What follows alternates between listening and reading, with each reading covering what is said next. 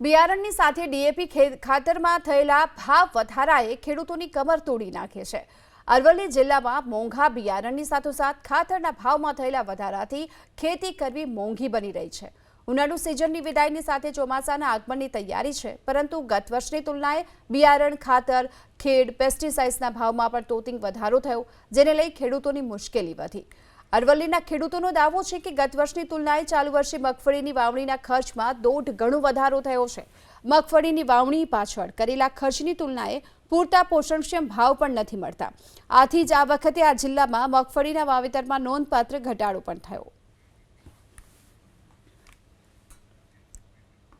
અરવલ્લી જિલ્લામાં મોંઘા બિયારણની સાથોસાથ ખાતરના ભાવમાં થયેલા વધારાથી ખેતી કરવી મોંઘી બની રહી છે।